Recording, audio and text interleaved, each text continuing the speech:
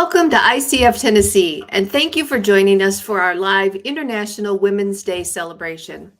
International Women's Day is a global day celebrating the social and economic and cultural, political achievements of women. And today we're focused on women empowering women to I've tried to share this on Facebook and it just sent the audio out. So anyway, thank you very much for being with us. Today, we're focused on women empowering women and entering them into the coaching profession. I'm Brenda Baird, the president of ICF Tennessee. And joining me in the background today is Dr. Akina Finch. She's the director of social media, marketing, and communication for ICF Tennessee. And it's our honor for the two of us to be hosting this live broadcast. It's broadcasting right now on Facebook, LinkedIn, and YouTube platforms. So thank you, Dr. Finch, for helping us make this possible. You know, the purpose of International Women's Day is to support the supporters. In doing so, they provide a platform that helps to really forge some positive change for women. And so today we're gathered here to celebrate a female coach, a coach who amplifies what it means to be a supporter of positive change. I want you to introduce you to this woman who has trained over 500 coaches in 10 countries. And in 2014, the International Coach Federation recognized her training school with that prestigious status of certified ICF training. ICF Tennessee honored her in 2017 with our esteemed Prism Award. This award is given to a person who has worked to advance the profession of coaching, and this coach has definitely advanced the coaching profession. And she's doing that on that international stage. So please, everyone, join me in welcoming Dev Stevens with us today. Dev Stevens is the founder and CEO of Radiant Coaches Academy. It's a division of Radiant Health Institute. It's a prominent international coach training school that certifies individuals to create vibrant, professional, private practices as holistic life coaches, wellness coaches, and business coaches. Des is a certified professional coach, and she holds a PCC credential from the International Coaching Federation. She's a master trainer and a marketing strategist. Welcome, Des, to our live broadcast. Thanks, Brenda, for having me. Yeah, no problem. So tell us a little bit about yourself. Tell us, where you grew up and where you got your training.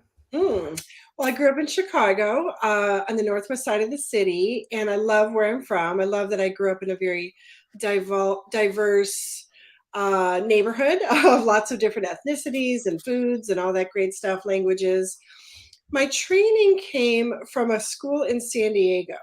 And I will say, coaching found me. I didn't find coaching, but I learned how to listen in training school to become a professional coach, which is actually why I signed up. I signed up literally to learn how to listen to people.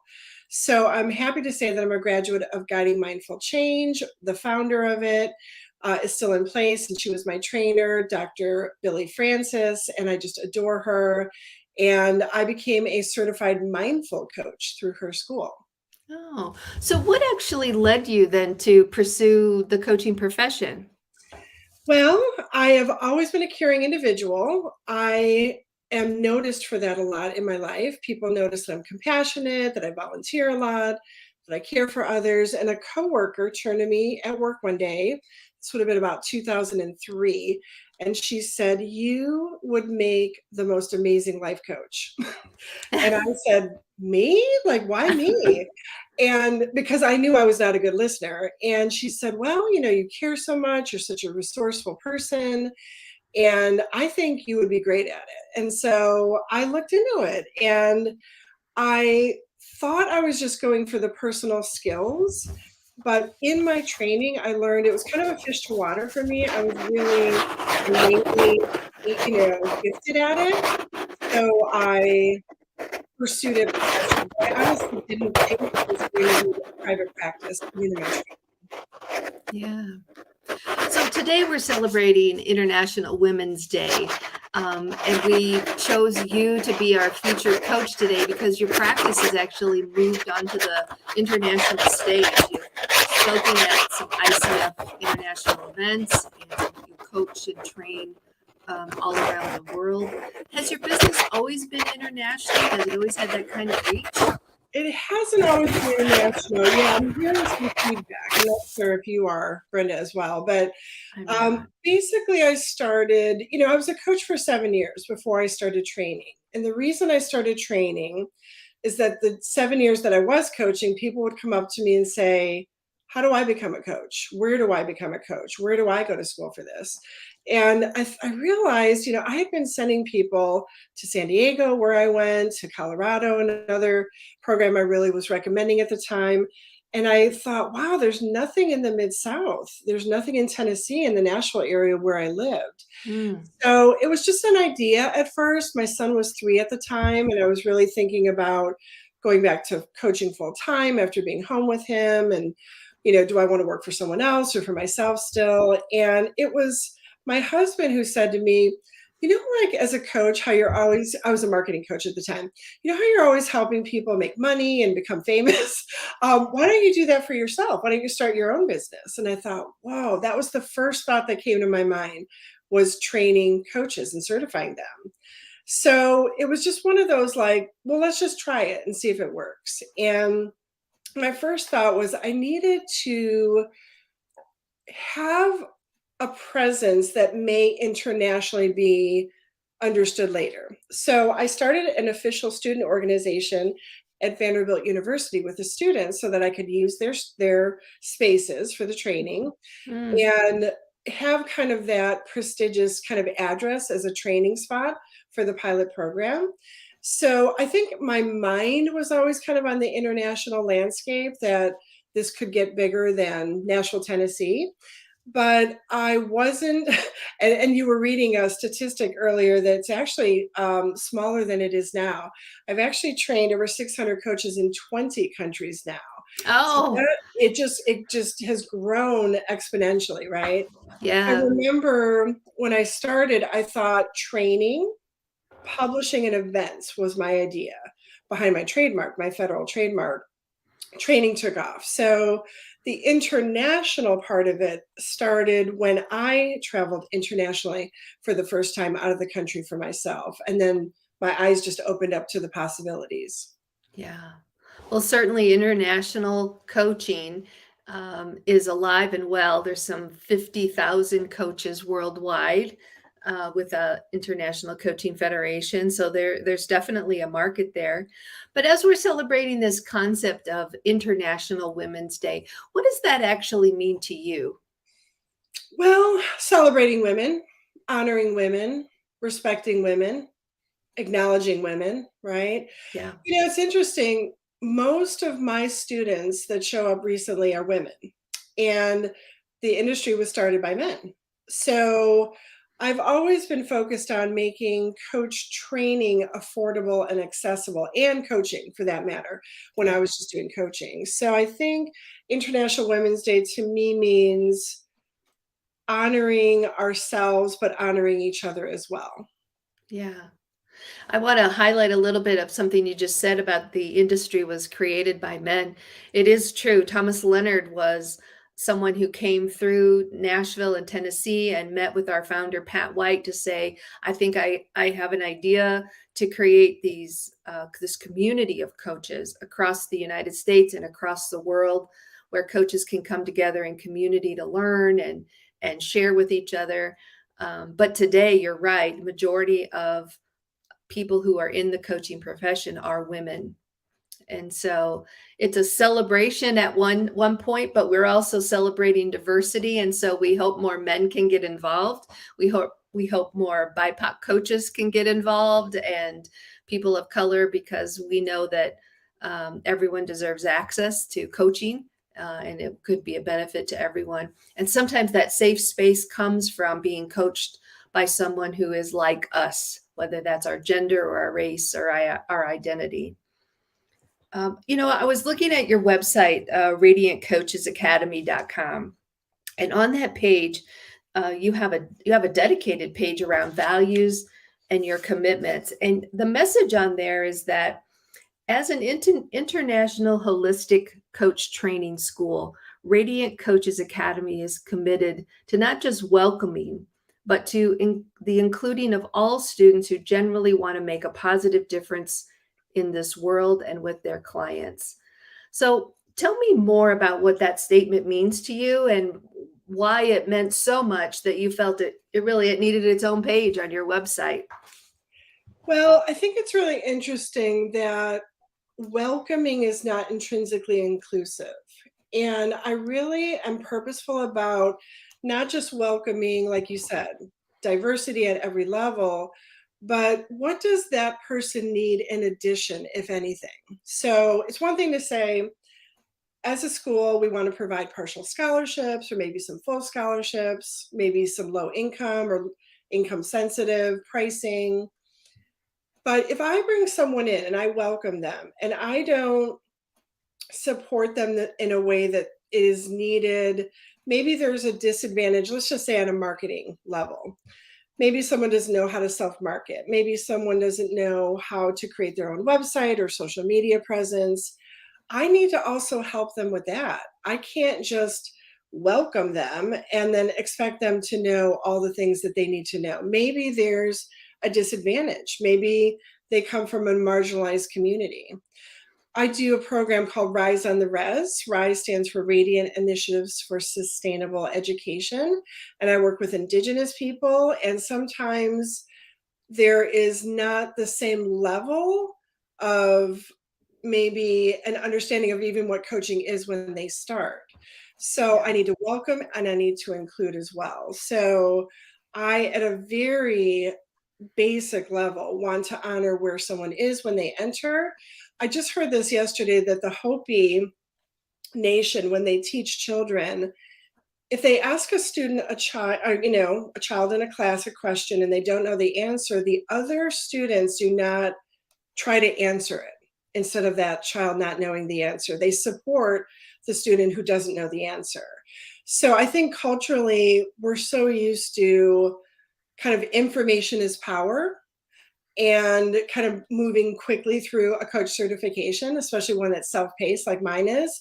And I think people sometimes need a little extra support along the way. And so our school is very dedicated to that, matching and meeting people where they are and along the way. Yeah. We're really, I think, have this initiative at ICF Tennessee about really making sure that we're doing those same things, that we're diverse and we're inclusive. And we've added the word belonging to the end of our DEI. So it's DEIB for belonging, because we want coaches, no matter who they are, even no matter where they live, to know that they have a place right here in ICF Tennessee, because we've found something very similar to you, that just because you bring them in and welcome them in, that's not enough. It's about having people, helping to make decisions, and having those different perspectives in the room, and then supporting them with what they actually need for wherever they're at in their coaching journey. So yeah, it's an admirable thing. Talk to us a little bit more about your coach training school. Tell us a little bit about how that works. You mentioned it was self-paced. It is self-paced. We used to do all of our trainings in person, but the pandemic kind of forced us to, pivot a little there. So I remember we started offering online training probably about 4 or 5 years ago, because I had a woman in Romania contact me and she said, I will drive 17 hours to your Croatian training. And I thought, wow, people in areas where coaching is not common or where coach trainings aren't made available in person, I wanted to offer a level playing field, right? So yes, students can do their training with me completely online, but I love when they come in person. We have training retreats that last a week long, and we do those internationally. So if someone prefers to do the completely digital experience and come to Zoom classes instead of in person, that's okay. And some of them do a combination of the two. So in Nashville, where I live currently, we do them 4 times a year, but we also go to other continents as well. Oh, that's fantastic. I bet you've seen some pretty incredible places if you've been to Croatia, and yeah. So tell us some of the places that you actually have held these retreats or coach training The programs. first place we went internationally was Honduras. And when I went to Central America for the first time as a tourist, I'll just say as a visitor, I think visitors are a little more respectful than saying tourist. I noticed that women didn't have job opportunities. Mm. So I went to my friend who invited me there, and I said, she is a world tourism liaison with the UN there. And she said, why don't you train them to become coaches? And coaching did not exist in Honduras when we started. People didn't know what it was. And in 2015, we started with 50 women. It completely changed families and communities and neighborhoods. And the government there calls us capital builders because we're helping build the human capital in Honduras. We have over 200 coaches or so there now, but we were the first to go there. And I remember on day one, there was a lot of skepticism, a lot of crossed arms, in the room. And the question was, to me, posed, well, are you going to ask us for money later? Because these are full scholarships, right? Yeah. Is the International Coaching Federation going to ask us for money when they give us a diploma? And I totally get the skepticism. So it took a while for them to trust me. Now they totally trust me. We're family now. And I'm excited to say I'm going back later this month for probably, I don't know, the 20th time I've been there. Wow. We've been to Panama. We've been to South Africa. We've been to Canada. We haven't been to Southeast Asia yet in person, but I'm looking forward to that as well. We have many students there. We have some refugee students in Kuala Lumpur, Malaysia in particular, that I cannot wait to meet in person. So we've been around, I can't wait until this kind of post-pandemic world where we can go anywhere we want to, but we have training scheduled this year for Italy, Croatia, Costa Rica, Ecuador. I'm excited about that one. So I accidentally figured out how to finance my childhood dream of traveling the world. I think I used to think, well, I have to save up money to travel, but now my work takes me around the world, which was beautiful. How inspiring, right? This we often wonder how we can achieve our dreams, and you've achieved it through your work. That's really cool. So tell us about the one thing that taking your coaching business international, what's the one thing that surprised you about that venture? Something you didn't expect? Well, I think the humanitarian work. One of the women in that first Honduran training, in fact, today's her birthday. Happy birthday, Mati. She, the whole first week of the training, kept asking for the microphone. This is a very large room, 50 women, right? And she kept asking for the microphone. And when it would come to her mouth, she would shake and she would hand it back.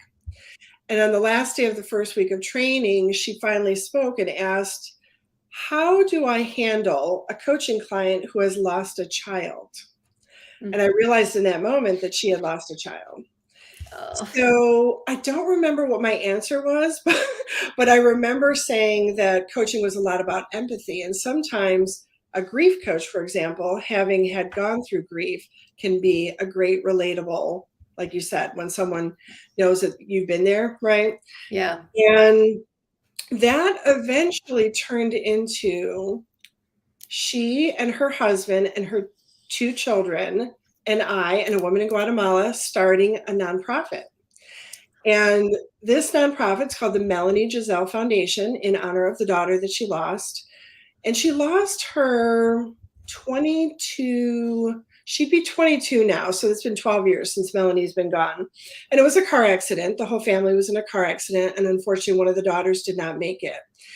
And the surprise that small idea of providing grief coaching for people in her country has now turned into a NGO in Central America. And now we work with the United Nations, we work with hospitals, we work with universities. So I think that was probably one of the biggest surprises, is that beautiful little seed was planted and has grown so well. Yeah, absolutely. So who do you think the one or two people in your life who were the most influential or provided you the most inspiration to sort of reach outside of Tennessee? One person comes to mind. When I first moved to Nashville in 1993, I had this great healthcare job. Never thought I would work in healthcare, but that's what's here. And I worked for a woman who's from South Dakota, who had no business degree, but started a business because her son was sick. And she started a mail order pharmaceutical company to support families that are going through what she had gone through with her son.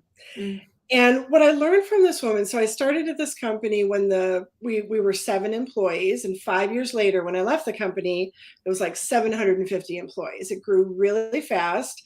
I learned so much from her, and honestly, a lot of it was improvisation on her part because she hadn't gone to school to learn certain business strategies or marketing techniques, and it was all led from her heart. And to watch her go through the growing pains of a business growing that fast. And I was the marketing presence in the company. So it was just very inspiring to see someone take a beautiful idea of helping others and providing psychosocial support around a medicinal product and see it do so well, and see her growth, to see her wealth build, to see her vision blossom. So Diane Griffith is a big inspiration for me, for sure. That's fun. Yeah. So I think there's a lot of coaches out there listening, some of them who are, established coaches like you and I have been doing it for a long time. And then there's a lot of new coaches. We see a real influx of folks into the coaching profession, just starting to build their practice, wondering what business skills they need or what is it I need to do first. So if you had a new coach in front of you, what kind of advice would you give them about pursuing a business in professional coaching? Well, when I started, it was so different. It was about in-person coaching, one-on-one, having an office. When I started, I didn't have a website, didn't have social media, didn't have Google, none of that. But I will say, if I had someone new in front of me, I would say, think about your coaching as part of something else you're doing. Maybe you are passionate about a demographic. Maybe it's older people and you want to coach them, right? Maybe it's teenagers, right? Maybe it's women, whatever it is. So get very clear on who you're passionate to coach, or maybe in what way. I want to be a grief coach. I want to be a money coach. I want to be a body coach, whatever it is. I would say the first step is figure out how to get paid. If someone said to you, okay, I'm ready to hire you, where do I send the money? Some people don't even have that set up. So number one, do that. But also think of it as like you're a multi-passionista. Coaches now provide online coursework. We are sometimes speakers and authors. We do retreats. We obviously do webinars and other online deliveries. But to think of your coaching practice, like coaching is the umbrella. Speaking, authoring, retreating, all those other things are kind of spokes of that umbrella. But to really have a lot of positivity and confidence, especially if you've been highly trained, if you're certified, if you're credentialed, be proud of this industry. A lot of people still don't know what it is.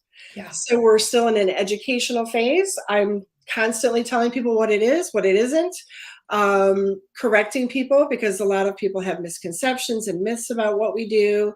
So I would say to the new coach to be very proud of their industry, their training, their specialty, right? Being a coach, be proud. Yeah. The coaching industry is really quite young.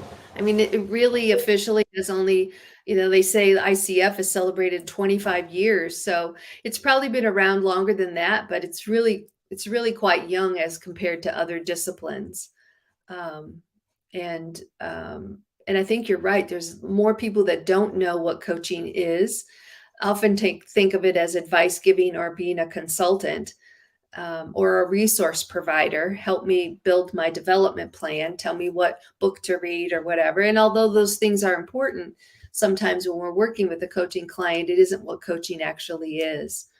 And so when you think about the coaching profession, what do you think one of the biggest myths is about coaching that we need to dispel today?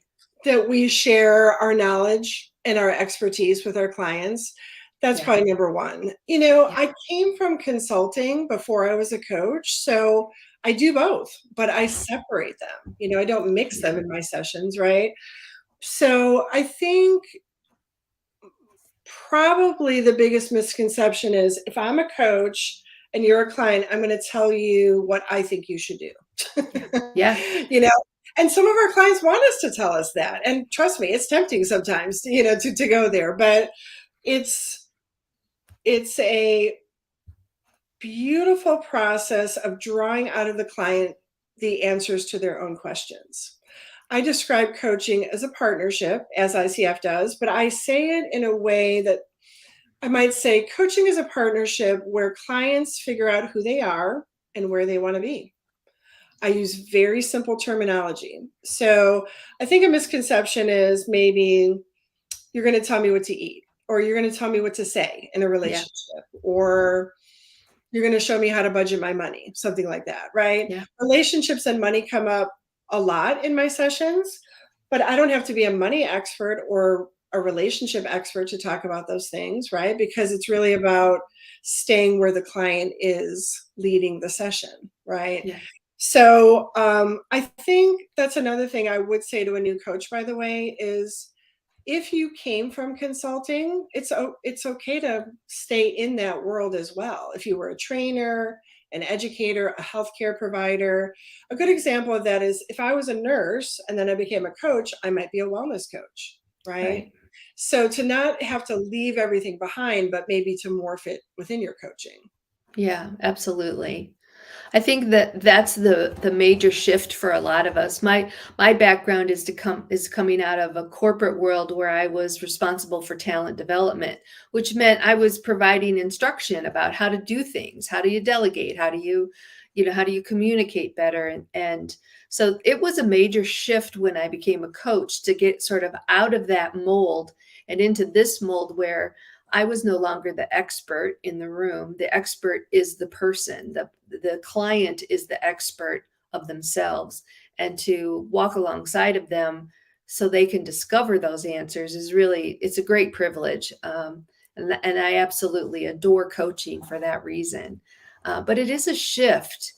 But I think back to your point about, telling new coaches kind of some ideas or advice around, getting into the profession is that you really do have to have sort of these multiple streams of income for your practice to thrive in the way that you want it to be sustainable, to sort of survive the hills and valleys. That's what my dad used to call a small business, hills and valleys. You got to save when you're on the hilltop. So when you get in the valley, you have something to eat, That's his way of saying that. But I think it's really true.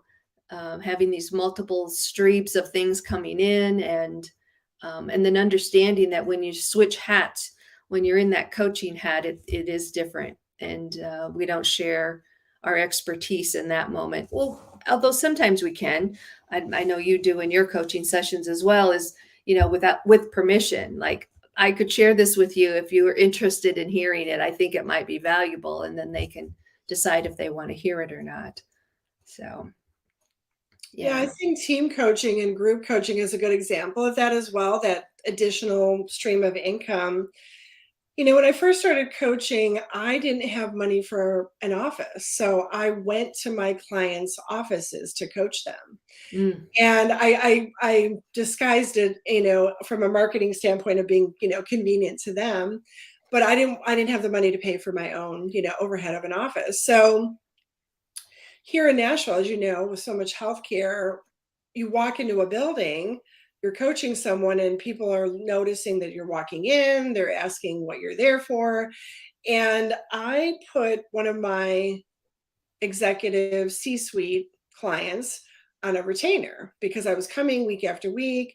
And then I suggested a bundle of services. I said, well, I can come once a month and do a lunch and learn. Now I call them lunch and learn about yourself. where that executive can pick 10 managers or directors of their choosing to be in that room. And I'm group coaching them or team coaching them if they're a team. And then I might give that client access to me via email 24/7 and bundle it as a corporate retainer. Yeah. So another tip I would say to a new coach is you can build a practice inside of one building. And when you're there, even though you're not saying who you're there to see or why you're there to see them, divulging, confidential information, people are going to be asking what you're doing. So when I do the lunch and learns, I always ask for that conference room that has the glass walls. And so everyone's like, what are they doing in there? I want to do that. I want to coach, So it's interesting how it's a lucrative profession. We are not having issues right now with clients to Yeah. own the industry.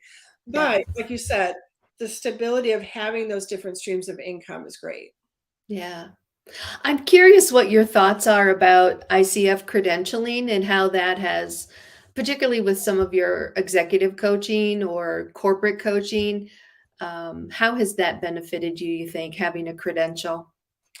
I will say the everyday average person, let's say trying to find a life coach, might not be as savvy with the difference between certification and credentialing, but my corporate clients for sure are looking for that. Yeah. So, I was a coach for a long time, certified before I became a credentialed coach. And what my clients are looking for, I think, first and foremost, they want a great coach. And usually my clients are coming from referrals. So if they know I'm credentialed, of course, they might not understand PCC versus MCC and all that. They might look it up, and no one's ever asked me to look at my diploma. Can I see your diploma? From your credentialing. But the fact that it's in my bio, credentialing, certificate. I always think about this kind of like in yoga. Yoga certification, it's not a federal mandate, it's not a licensure, right? The way nursing is and being an attorney is and all that. But you can have a certified yoga teacher who might not be that good based on maybe a poor training. You could have an uncertified yoga teacher who might have an innate great ability to be a yoga teacher, right? So Right. certification alone is not saying you're a great coach. But when someone starts to do their research, a potential client, they find ICF, they look, up the difference between certification and credentialing, they are looking for the credentialed Yeah. coaches. Right. So that alone is great for marketing. Yeah. And what people don't realize until they get into that process is the supervision, the mentoring that you receive is such a big part of you becoming a credentialed coach. And training is one thing, but being mentored is totally different. So I'm proud to say I'm both, and I encourage both. I do both in my training school, which is not like most schools, by the way. Most are just certifying, and then there's a second step, but ours is all included. And I encourage my coaches to become both for sure, because it's great for marketing, it's great for their personal development, their professional development, and I can't say enough about it. Yeah, I agree. I think it differentiates a coach. Even in the life coaching arena, it can be a differentiator. It just reassures people that you've gone through some rigorous training and that you have experience. So how I like to describe it to some folks is a certified training school, like what you would provide, means that there's been rigorous training and education about what it is to be a coach and how to coach. The credential, on the other hand, means that there's been continuing education and experience. There's got to be a certain amount of hours coached with paid clients and a certain amount of clients that you got that from in order for you to reach that credential. And so I do think it is a differentiator. And I'm proud to hold my PCC just as you are and use it in my marketing as well. And I'm doing exclusively executive leadership coaching. And so what I have found most recently with the influx of a lot of new people into the coaching arena is the credentials are becoming more and more important as that sort of ticket to get in the door to even be considered to coach. Yeah. Yeah, So, internal positions, absolutely. I get a lot of LinkedIn messages and stuff saying, well, I'm certified, but now this company that wants to hire me as an internal coach is mandating credentialing.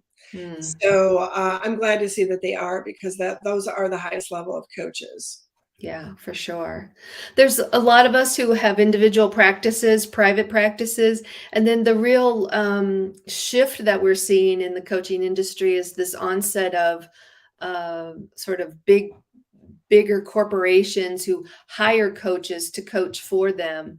I've looked at all of them just out of curiosity, and I haven't found one yet that doesn't require some sort of credentialing. And ICF is the most rigorous of all of the credentialing bodies out there. So I do think it does make a difference. So what else? What else could you share about Des Stevens? Tell us something about you that we don't already know. Hmm. Most people don't know that I'm also a film producer.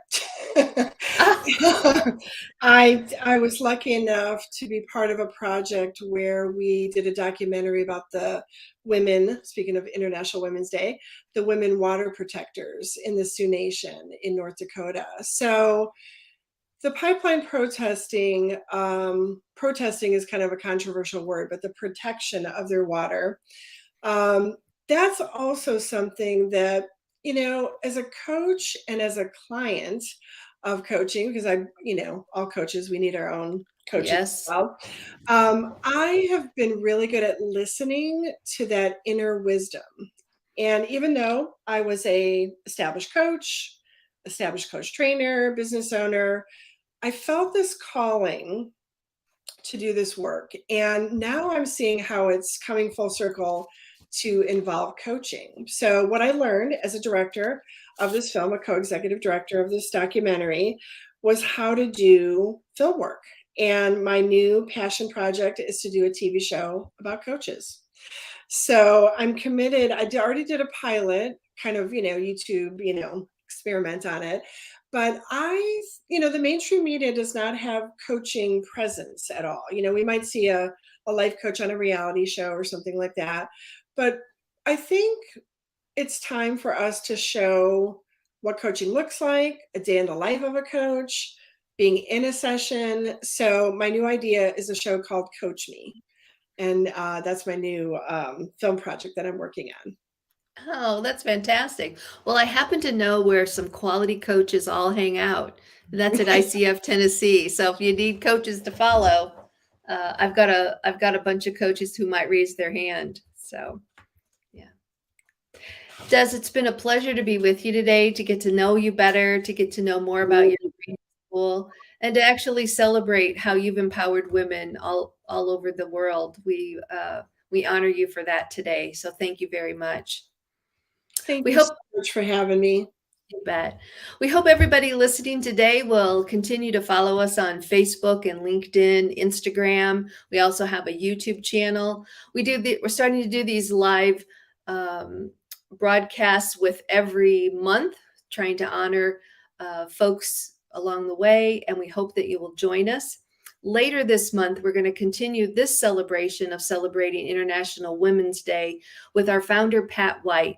So you're not going to want to miss that panel discussion, as Pat takes us all the way back to the beginning and shares with us how this all started with a small group of coaches who met wherever they could find a table to sit around and talk. And she's going to give us that history. So follow us on our social sites, follow us on YouTube, and we look forward to you joining us for that event.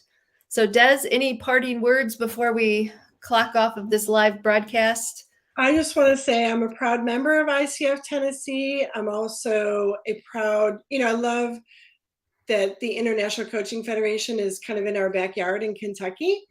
But Pat White, I can't wait for that interview, by the way. I remember years ago coming to meetings and wondering about, the community, and I'm just so proud to be part of it. And, I've served on committees, I've been a member for a while, and I just enjoy so much getting to know all the coaches in Tennessee and beyond. Yeah. Pat has had such an influence on everyone. I don't know if you were able to listen to our Black Voices in Leadership interview, but everyone on that panel spoke about their journey into coaching, and each one of them, Pat had a hand or touched them in some way to influence them either to get into coaching or to get that credential. So we owe Pat a great honor, and we're grateful that you're a member, and we honor you today too, Des. Thank you. So with that, everybody, we're going to sign off, and we appreciate you listening in. Thanks for the great comments, and we'll see you again soon. Bye-bye. Happy International Women's Day. Happy.